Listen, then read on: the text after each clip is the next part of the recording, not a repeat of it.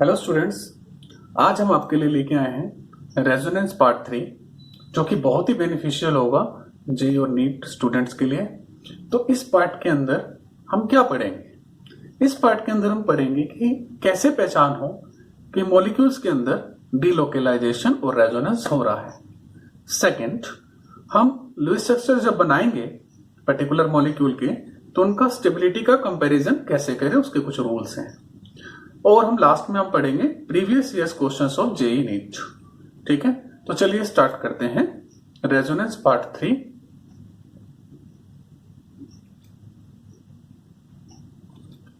तो सबसे पहले हम देखेंगे वो मॉलिक्यूल्स जिनके अंदर रेजोनेंस होता है, उसकी क्या कंडीशंस हैं। तो सबसे पहले डबल और ट्रिपल बॉन्ड अगर कॉन्जुगेशन में है, कॉन्जुगेशन का मतलब अल्टरनेट पोजीशन पर है, तो वहां रेजोनेंस होगा। For example we have buta 1,3 diene, ये हमारे पास ब्यूटा 1,3 डाइन है। तो यहां पर आप डबल बॉन्ड की पोजीशन देखें, डबल बॉन्ड 1 और 2 कार्बन के बीच में है, फिर 2 और 3 के बीच में नहीं है, फिर 3 और 4 के बीच में है। तो अल्टरनेट पोजीशन पर है, तो यहां पर रेजोनेंस होगी। तो अगर आप इसका रेजोनेटिंग स्ट्रक्चर बनाना चाहते हैं और इलेक्ट्रॉन की मूवमेंट दिखाना चाहते हो, तो इस तरीके से इलेक्ट्रॉन की मूवमेंट आप दिखा सकते हो। एक पर्टिकुलर हम एक लुईस स्ट्रक्चर बना रहे हैं इसका, तो देखिए ये इलेक्ट्रॉन की मूवमेंट हुई और ये इसका लुईस स्ट्रक्चर हमने बना दिया। इसी तरीके से आप अगर बेंजीन को देखें, बेंजीन के अंदर क्या रेजोनेंस होता है? यस, रेजोनेंस होता है, क्योंकि वहां पर भी कॉन्जुगेटेड सिस्टम है, अल्टरनेट पोजीशन पर डबल सिंगल बॉन्ड है। तो क्या इस मॉलिक्यूल में रेजोनेंस होगा? चेक करते हैं इस मॉलिक्यूल के अंदर रेजोनेंस है या नहीं है। तो आंसर है इस मॉलिक्यूल के अंदर रेजोनेंस नहीं होगा, क्योंकि डबल बॉन्ड की पोजीशन अल्टरनेट नहीं है। यहाँ पर सिंगल बॉन्ड आपके 2 बार बीच में आ गए हैं, तो इस वजह से यहाँ पर रेजोनेंस नहीं होगा। नेक्स्ट में देखते हैं कि हाँ भाई, रेजोनेंस और किस में हो सकता है, किन मॉलिक्यूल्स में हो सकता है। तो अगर आपके पास कोई इस तरीके से 2 एटम के बीच में डबल बॉन्ड है, ठीक है, ये डबल बॉन्ड है, और उसके नेबर एटम के ऊपर नेगेटिव चार्ज है, ठीक है, पॉजिटिव चार्ज है, या फिर लोन पेयर है, या फिर ओड इलेक्ट्रॉन है, तो उन केसेस में रेजोनेंस होता है। फॉर एग्जाम्पल, अगर हम एग्जाम्पल देखें, ये हमारे पास एग्जाम्पल है। देखिए इस पोजीशन पर हमारे पास लोन पेयर है और ये हमारे पास 2 एटम के बीच में डबल बॉन्ड है, तो यहां पर रेजोनेंस होगा। रेजोनेटिंग स्ट्रक्चर बनाना चाहते हैं, तो मूवमेंट दिखाना चाहते हैं आप इलेक्ट्रॉन्स का, तो इस तरीके से आप मूवमेंट दिखा सकते हैं। तो ये इसका लुईस स्ट्रक्चर है, रेजोनेटिंग स्ट्रक्चर है, जिसमें कार्बन और हाइड्रोजन के बीच में डबल बॉन्ड आ गई है। आगे देखते हैं क्या इस मॉलिक्यूल के अंदर रेजोनेंस है। चेक करते हैं क्या इस मॉलिक्यूल के अंदर रेजोनेंस है। यस, यहाँ पर भी रेजोनेंस है, क्योंकि यहाँ पर 2 एटम के बीच में डबल बॉन्ड है और उसके एडजेसेंट पोजीशन पर जो ऑक्सीजन है उसके पास लोन पेयर है। इलेक्ट्रॉन की मूवमेंट इस तरीके से आप दिखा सकते हैं, लोन पेयर इलेक्ट्रॉन्स जो है वो मूव करेंगे और उसके बाद कार्बन ऑक्सीजन के ऊपर यहाँ पर ऑक्सीजन इलेक्ट्रॉन ले लेगा पाई वाले। तो इस तरीके से आप इसका लुईस स्ट्रक्चर बना सकते हैं। तो ये हमें इस तरीके से पता लग जाता है कि मॉलिक्यूल्स के अंदर रेजोनेंस है या नहीं है। ठीक है, तो नेक्स्ट में देखते हैं कुछ और मॉलिक्यूल्स जिसमें हमें पता लगे रेजोनेंस है या नहीं। चेक करेंगे, तो देखो इसके अंदर रेजोनेंस है, चेक करते हैं। यस, इसके अंदर भी रेजोनेंस होगा, यहाँ लोन पेयर है और यहाँ पर 2 एटम के बीच में डबल बॉन्ड है। और चेक करते हैं क्या इसमें रेजोनेंस होगा। साइक्लोप्रोपिनाइल कैटायन बोलते हैं इसको। देखो 2 एटम के बीच में डबल बॉन्ड है और उसके एडजेसेंट एटम के ऊपर वैकेंट पी ऑर्बिटल है। यस, यहाँ पर भी रेजोनेंस होगा। तो और देखते हैं कि रेजोनेंस और जगह कहाँ कहाँ, क्या यहाँ पर रेजोनेंस होगा। नाइट्रोजन क्या डीलोकलाइज करेंगे अपने इलेक्ट्रॉन्स को बेंजीन रिंग पर? यस, यहाँ पर करेंगे, क्योंकि हमारी जो कंडीशन है वो फुलफिल हो रही है। देखो कार्बन कार्बन डबल बॉन्ड है, उसके साथ वाले एटम नाइट्रोजन के ऊपर लोन पेयर है, तो यहाँ पर रेजोनेंस होगा। तो इस तरीके से हमें पता लग जाता है रेजोनेंस होगा या नहीं होगा। ठीक है, तो नेक्स्ट चलते हैं रूल्स ऑफ रेजोनेंस। मतलब उससे पहले, रूल्स ऑफ रेजोनेंस से पहले आपको कुछ बातें ध्यान में रखनी है। जब आप रेजोनेटिंग स्ट्रक्चर बनाएंगे तो उसमें आपको कुछ बातें ध्यान में रखनी है। जैसे पहली बात यह है, रेजोनेंस स्ट्रक्चर केवल आपके पेपर्स पर एग्जिस्ट करते हैं, इनकी कोई रियल एग्जिस्टेंस नहीं होती है। ठीक है, दूसरा है कि आपको सिर्फ इलेक्ट्रॉन्स को मूव करना है, ना कि आप एटम्स को मूव कर सकते हैं। ठीक है, थर्ड बात यह है कि ये प्रॉपर लुईस स्ट्रक्चर होने चाहिए, बोनाफाइड लुईस स्ट्रक्चर होने चाहिए। ठीक है, तो उसका मतलब क्या होता है बोनाफाइड लुईस स्ट्रक्चर का? जैसे हम एक एग्जांपल ले लेते हैं कि जैसे मान लो आपने कोई रेजोनेटिंग स्ट्रक्चर इस टाइप का बना दिया।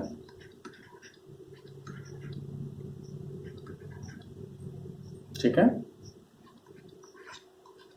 आपने मेथेनॉल का स्ट्रक्चर इस टाइप का बना दिया कुछ लुईस स्ट्रक्चर, तो ये गलत है, क्योंकि यहाँ पर कार्बन के पास जो है ऑक्टेट से ऊपर जा रहा है। सेकंड पीरियड के एलिमेंट जो है वो ऑक्टेट को फॉलो कर सकते हैं, लेकिन उसको एक्सटेंड नहीं कर सकते हैं। ठीक है, तो इस वजह से ये बोनाफाइड लुईस स्ट्रक्चर नहीं हो सकता। नेक्स्ट चलते हैं, जो भी रेजोनेंस होगा तो वहां पर जो एटम्स होने चाहिए वो प्लेन में होने चाहिए। ठीक है, तो all the atoms taking part in resonance must lie in plane. ठीक है, नेक्स्ट जो है, जो एक्चुअल मॉलिक्यूल जो हम बनाते हैं हाइब्रिड मॉलिक्यूल जिसे हम बोलते हैं, उसकी जो एनर्जी होगी वो जितने भी लुईस स्ट्रक्चर होंगे उनसे कम ही होगी, क्योंकि जो रेजोनेंस होता है it is a delocalise phenomena, stabilising phenomena. ठीक है, डिलोकलाइजेशन से स्टेबिलिटी मॉलिक्यूल की बढ़ती है। अब हम पढ़ते हैं कि स्टेबिलिटी के क्या रूल्स हैं, कि कैसे हम डिफरेंट लुईस स्ट्रक्चर्स को जो है कंपैरिजन कर सकते हैं उनकी स्टेबिलिटी का। तो सबसे पहले जब भी आपको रेजोनेटिंग स्ट्रक्चर्स दिए जाएं तो आपने नंबर ऑफ कोवेलेंट बॉन्ड देखने हैं लुईस स्ट्रक्चर्स के अंदर। जिसके अंदर ज्यादा कोवेलेंट बॉन्ड्स होंगे वो ज्यादा स्टेबल होगा। साथ साथ आपने ये भी देखना है कि जो सेकंड पीरियड के एलिमेंट्स हैं उनका ऑक्टेट जो है फुलफिल होना चाहिए। ठीक है, तो वो ज्यादा स्ट्रक्चर स्टेबल होगा। सेकंड, आपने देखना है चार्ज सेपरेशन नहीं होना चाहिए। अगर चार्ज सेपरेशन है तो मोर इलेक्ट्रोनेगेटिव एलिमेंट के ऊपर नेगेटिव चार्ज होना चाहिए, वो स्ट्रक्चर ज्यादा स्टेबल होगा। थर्ड, आपने देखना है अनलाइक जो चार्जेस हैं वो पास पास हो। ठीक है, तो वो स्ट्रक्चर जिसमें अनलाइक चार्जेस चार्ज सेपरेशन हो रहा है मान लें, और अनलाइक चार्जेस पास पास हैं, तो वो स्ट्रक्चर ज्यादा स्टेबल होते हैं। एक बात और भी ध्यान में रखनी है आपने, अगर चार्ज सेपरेशन एक जैसा सा हो रहा है तो वहां पर वो स्ट्रक्चर अनस्टेबल होगा जहां पर सेम चार्जेस पास पास होंगे। ठीक है, तो ये ध्यान में रखना। पहला पॉइंट क्या है, मोर नंबर ऑफ कोवेलेंट बॉन्ड देखो। ठीक है, पैरेलल में आप ये भी देखो सेकंड पीरियड के एलिमेंट का ऑक्टेट जो है वो कंप्लीट हो रहा हो। सेकंड जो है चार्ज सेपरेशन जो है नहीं होना चाहिए, अगर है तो नेगेटिव मोर इलेक्ट्रोनेगेटिव एलिमेंट के ऊपर नेगेटिव चार्ज हो। ठीक है, थर्ड आपने क्या देखना है, unlike charges must be closer to each other. Fourth क्या देखना है, सेम चार्जेस वो क्लोज नहीं होने चाहिए। तो चलिए क्वेश्चंस में देखते हैं। जैसे पहला क्वेश्चन है कि फॉर्मेट आयन है HCOO नेगेटिव आयन, तो इसकी जो बॉन्ड लेंथ इक्वल होती है, क्यों होती है? तो इसकी वजह यही है कि रेजोनेट होता है इसके अंदर, और रेजोनेंस होता है तो रेजोनेटिक स्ट्रक्चर्स आप बना के देख सकते हैं। तो ये मूवमेंट ऑफ इलेक्ट्रॉन्स, हमारी कंडीशन भी फुलफिल हो रही है यहाँ पर रेजोनेंस होने की। तो देखो यहाँ पर हमारे पास एक स्ट्रक्चर के अंदर कार्बन डबल बॉन्ड है कार्बन ऑक्सीजन के बीच में, दूसरे में सिंगल है। ऐसे यहाँ पर सिंगल है, डबल है, तो दोनों की बॉन्ड लेंथ इक्वल आएगी, और हाइब्रिड हम इसका इस तरीके से बना देंगे। तो ये इसका हाइब्रिड स्ट्रक्चर है, दोनों बॉन्ड लेंथ इक्वल आएगी। तो इसका आंसर जो है वो क्या होना चाहिए, वो होना चाहिए सेकंड आंसर इसका होना चाहिए। आप देख सकते हैं सेकंड आंसर आएगा इसका। नेक्स्ट क्वेश्चन पे चलते हैं। नेक्स्ट क्वेश्चन पूछ रहा है कि कौन सा स्ट्रक्चर इसके अंदर लीस्ट रेजोनेंस स्टेबलाइज है। तो देखो ये फ्यूरान है, फर्स्ट जो है फ्यूरान है, और सेकंड जो है इसमें भी डिलोकलाइजेशन होगी, इसमें भी देखो डिलोकलाइजेशन होगी। ये हमारी कंडीशन फुलफिल हो रही है। यहाँ पर भी डिलोकलाइजेशन होगी अल्टरनेट पोजीशन पे, डबल सिंगल बॉन्ड है, डबल सिंगल डबल। और यहाँ पर देखिए, यहाँ पर कुछ, यहाँ इस कार्बन पर आप ध्यान दीजिए, इस कार्बन की जो हाइब्रिडाइजेशन sp3 है, तो यहाँ पर प्लेनैरिटी नहीं है, डिलोकलाइजेशन नहीं हो पाएगी यहाँ पर। यहाँ पर तो बेंजीन तो आपको पता ही है यहाँ डिलोकलाइजेशन होती है, तो आंसर इज थर्ड। नेक्स्ट में चलते हैं। इसमें हमने आपको देखना है कि कंपैरिजन करना है स्टेबिलिटी का। तो आपके पास चार स्ट्रक्चर है, तो चार स्ट्रक्चर में आप देखिए, सबसे पहले तो आपका रूल क्या होता है, maximum number of covalent bond किस किस के अंदर है। पहले के अंदर 4 बॉन्ड है, दूसरे में 3 है, तीसरे में आपके 4 बॉन्ड है, चौथे में आपके 3 बॉन्ड है। तो फर्स्ट और थर्ड स्टेबल है स्ट्रक्चर कंपैरेटिवली।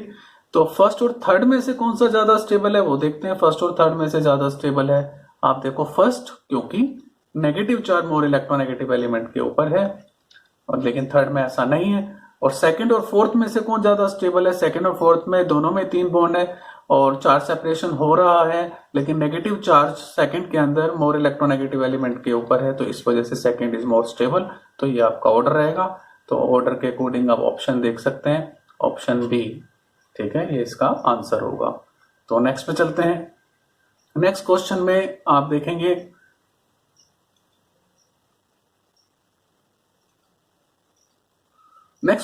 देखेंगे कि चार स्ट्रक्चर हमारे पास दिए हुए, इसमें से सबसे लीस्ट स्टेबल पूछा गया है। तो चार्ज सेपरेशन सब में हो रही है, नंबर ऑफ बॉन्ड सब में बराबर है, आप चेक करो इक्वल है, ठीक है। तो अब क्या देखेंगे, तो अब देखेंगे चार्ज सेपरेशन होते टाइम क्या सेम चार्जेस पास पास हैं। तो आप देखें सेम चार्जेस पास पास जिसके अंदर होंगे वो स्ट्रक्चर लेस स्टेबल होगा।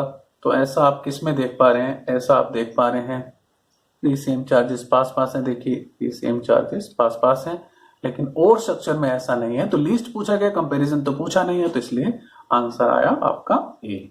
नेक्स्ट क्वेश्चन है पायरोल के अंदर इलेक्ट्रॉन डेंसिटी मैक्सिमम कौन सी पोजीशन पे होती है। तो पायरोल के अंदर इलेक्ट्रॉन डेंसिटी मैक्सिमम होती है सेकंड एंड फिफ्थ पोजीशन पे। क्यों होती है, जब आप इसके रेजोनेटिंग स्ट्रक्चर बनाएंगे तो आप बना के देखें, या फिर मैं बना देता हूं रेजोनेटिंग स्ट्रक्चर पायरोल के। तो ये आपका पायरोल है, तो चलो देखते हैं रेजोनेटिंग स्ट्रक्चर पायरोल के। ये इलेक्ट्रॉन यहां शिफ्ट हुए, ये इलेक्ट्रॉन यहां शिफ्ट हुए,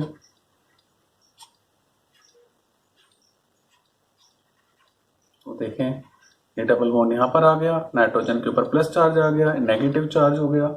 इस तरीके से डीलोकलाइजेशन आप दिखा सकते हैं, आगे भी डीलोकलाइजेशन होगी।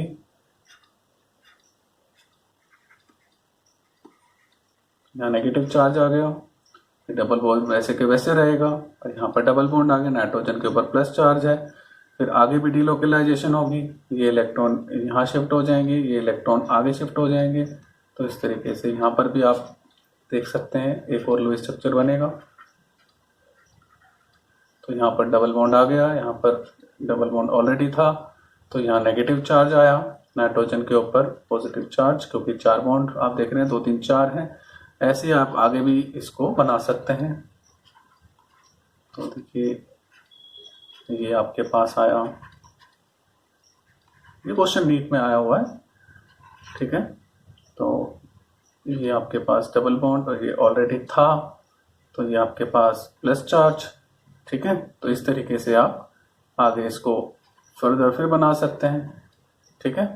तो ये आपका स्ट्रक्चर वापस वही बन जाएगा। तो आप इसमें देखिए कि चार्ज सेपरेशन वाले मॉलिक्यूल जो है, आप ध्यान से देखिए, इलेक्ट्रॉन डेंसिटी का पूछा गया कहाँ ज्यादा है। तो आप देखिए कि जो चार्ज सेपरेशन हो रहा है तो पॉजिटिव और नेगेटिव चार्ज पास पास होने चाहिए, तो ये स्ट्रक्चर ज्यादा स्टेबल है और आपका ये स्ट्रक्चर ज्यादा स्टेबल है। तो आप देखिए ज्यादा स्टेबिलिटी होने की वजह से जो आपके पास ये वाले स्ट्रक्चर ज्यादा कंट्रीब्यूट करेंगे रेजोनेंस हाइब्रिड में। तो यहाँ पर जो पोजीशन है जो हमारे पास, ये जो आप देख रहे हैं सेकंड पोजीशन पर नेगेटिव चार्ज और फिफ्थ पोजीशन पर नेगेटिव चार्ज, ये स्टेबलाइजिंग फैक्टर है, रेजोनेंस हाइब्रिड में ज्यादा रोल प्ले करेंगे। तो इस वजह से आंसर जो आपका आएगा वो आएगा डी, ठीक है। तो नेक्स्ट चलते हैं। इलेक्ट्रोफिलिक सब्स्टिट्यूशन रिएक्शन से एक क्वेश्चन है, तो आपको इलेक्ट्रोफिलिक सब्स्टिट्यूशन रिएक्शन का एक वीडियो में स्पेशल बनाऊंगा, लेकिन आप इसमें फिलहाल कैसे क्वेश्चन कर सकते हैं, आपको सिर्फ इलेक्ट्रॉन डेंसिटी देखनी है रिंग के ऊपर। इसमें आप प्लस आर प्लस एम और माइनस आर माइनस एम वाला जो सिस्टम है वो देख सकते हैं, उसको भी मैं थोड़ा बता देता हूं आपको, और उसके लिए भी हम एक नई वीडियो बनाएंगे डायरेक्टिव इन्फ्लुएंस के ऊपर। तो फिलहाल आप इस क्वेश्चन के अंदर समझिए कि ये जो बेंजीन रिंग के ऊपर अगर कोई एटम अटैच है और उसके पास लोन पेयर है, नेगेटिव चार्ज है, वो अपने इलेक्ट्रॉन्स को दे सकता है बेंजीन रिंग पर, ठीक है। तो ये आप देख सकते हैं। तो ऐसे ग्रुप्स जो इलेक्ट्रॉन डेंसिटी बेंजीन रिंग पर बढ़ा देंगे उसको हम कहते हैं plus are effect producing group, और इसको हम एम भी बोल सकते हैं, मेसोमेरिक इफेक्ट। तो आप देख सकते हैं कि एनिलीन के केस में NH2 ग्रुप बेंजीन रिंग के ऊपर इलेक्ट्रॉन डेंसिटी बढ़ा रहा है। तो इलेक्ट्रोफिलिक सब्स्टिट्यूशन रिएक्शन में आपको बस ये ध्यान रखना है, बेंजीन रिंग के ऊपर जो इलेक्ट्रॉन डेंसिटी को बढ़ाएंगे तो वो इलेक्ट्रोफिलिक सब्स्टिट्यूशन रिएक्शन फास्ट देंगे। दूसरा बेंजीन है आपके पास, और तीसरा कंपैरिजन करने के लिए नाइट्रोबेंजीन है। अब नाइट्रोबेंजीन क्या होता है, इसका माइनस आर इफेक्ट होता है, ये इलेक्ट्रॉन को बेंजीन रिंग से खींचता है। तो वो कैसे पहचान होती है कि जो इलेक्ट्रॉन खींचता है उसके ऊपर आप देखो यहाँ पॉजिटिव चार्ज है, जो एटम जुड़ा हुआ है बेंजीन रिंग से, अगर उसके ऊपर पॉजिटिव चार्ज है तो वो इलेक्ट्रॉन डेंसिटी को जो बेंजीन रिंग से कम करेगा by the help of -R effect. ठीक है, तो जो इलेक्ट्रॉन को कम करेगा वो इलेक्ट्रोफिलिक सब्स्टिट्यूशन रिएक्शन स्लो देगा। तो अगर ये 1 है, ये 2 है, ये 3 है, तो आपका ऑर्डर भी, रिएक्टिविटी ऑर्डर भी यही रहने वाला है। ठीक है, तो 1 2 3, तो इसने पूछा है ऑर्डर, क्या पूछा है इसने, करेक्ट ऑर्डर। तो सबसे ज्यादा रिएक्टिविटी आपकी हो रही है 1 की, फिर 2 की, फिर 3 की, तो आंसर क्या आएगा, आंसर आएगा डी। ठीक है, आगे चलते हैं। आगे हमारे पास जो है और जगह कहां पर रेजोनेंस हो सकता है, जैसे मैं आपको बताऊं न्यूक्लियोफिलिक सब्स्टिट्यूशन रिएक्शन आपने पढ़ा होगा, तो वहां पर भी रेजोनेंस का रोल है। इलेक्ट्रोफिलिक सब्स्टिट्यूशन रिएक्शन में भी रेजोनेंस का रोल है। एसिडिक एंड बेसिक कैरेक्टर को एक्सप्लेन करना है अगर आपने, उसमें भी ऑर्गेनिक केमिस्ट्री के अंदर रेजोनेंस का रोल है।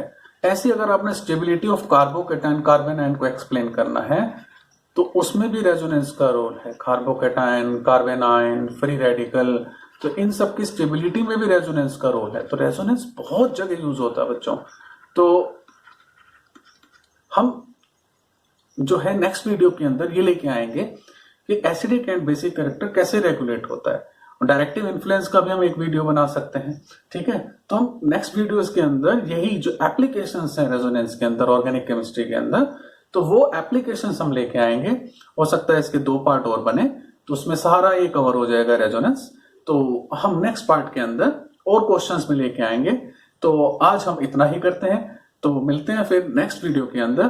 तो तब तक के लिए आप अपना मेहनत कीजिए, ठीक है, अच्छे से पढ़िए, अच्छे से डाइट लीजिए। तो ये आज हम कर लेते हैं। Thank you very much.